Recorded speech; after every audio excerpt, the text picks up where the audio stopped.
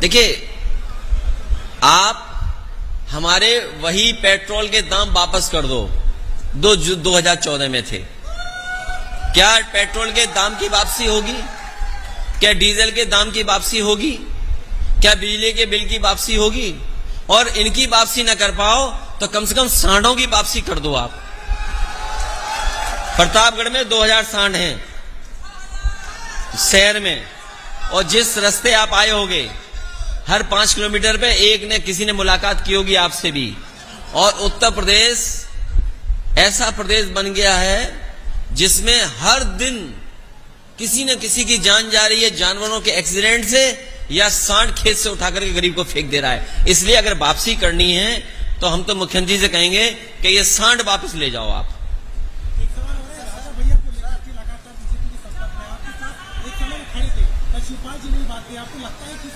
नहीं, मुझे जानकारी नहीं है कि कौन किसके संपर्क में। अगर आप उसका खुलासा करो तो मैं और विस्तार से बोल दूं। देखिए, हमारी समाजवादी पार्टी का रास्ता साफ है। हम समाजवादी पार्टी में जो हमारे साथ लोग हैं हम उनको लेकर के आगे चल रहे हैं।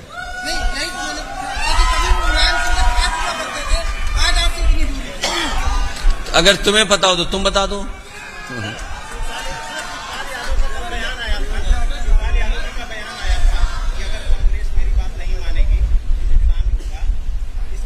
देखिए, कौन किसकी बात मानेगा नहीं मानेगा सवाल वो नहीं है।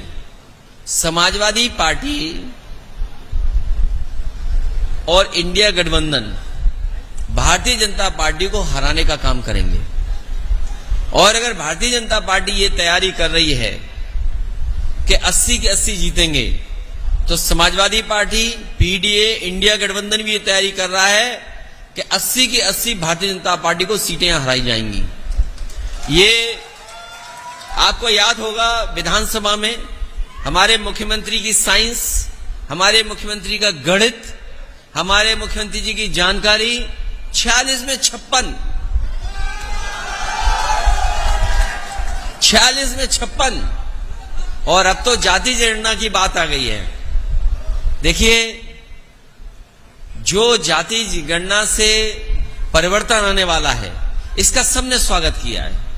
और मुझे खुशी है इस बात की कि बहुत सारे दल जो कभी कास्ट सेंसस या आरक्षण के खिलाफ थे वो भी उसके पक्ष में बोल रहे हैं। और अब तो बीजेपी को गरीब याद आने लगे। सोचो, वो बीजेपी जिसने नौकरी नहीं दी, रोजगार नहीं दिया, महंगाई बढ़ा दी, वो गरीबों को याद कर रही है। कोई उद्योग कारखाने नहीं लगे। और मैं अपने नौजवानों से कहना चाहता हूं, ये जो अग्निवीर में आधी अधूरी नौकरी नहीं चलेगी। आप लोकसभा में जिताइए और पहले जैसी फौज की भर्ती पाइए। आप फौज में जाना गर्व होता है, वर्दी पहनना एक सपना होता है।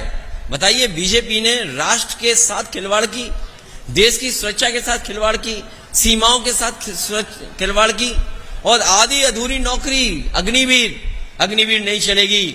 हमारे नौजवानों को वर्दी पहनाने का सपना पक्की नौकरी से पूरा होगा। ये आधी अधूरी नौकरी से नहीं होने जा रहा है। और देश को जरूरत इसलिए है, किसी जमाने में किसी सरकार ने या उनकी सरकार में घटना हुई या ऐसी परिस्थितियां बनी कि बहुत सारा हिस्सा चीन ले गया। अभी जो सरकार है उसने सोचो कहां चीन को बैठा दिया। कभी हम लोगों ने उस लेक को किसी फिल्म में देखा था, कभी 3 इडियट्स उस फिल्म में लेक को देखा था। और लेक को देखने के बाद न जाने कितने लोग अब जाते हैं। और मैं आज कह रहा हूं प्रतापगढ़ में बड़ी जिम्मेदारी के साथ, ये भारतीय जनता पार्टी के लोग सरकार में रहे तो वो दिन भी दूर नहीं जब आपको चीन का वीजा लेकर के ही लेक देखनी पड़ेगी। अगर आपको वीजा नहीं होगा तो आप लेक नहीं देख पाएंगे। तो बताओ कहां फौज आकर के बैठ गई चीन की? क्या ये घर वापसी वाले ये याद दिलाएंगे कि चीन की फौज वापस जाएगी? हमारे आज तक के पत्रकार साथी जो घर वापसी की बात कर रहे थे, क्या चीन की फौज घर वापसी करेगी क्या?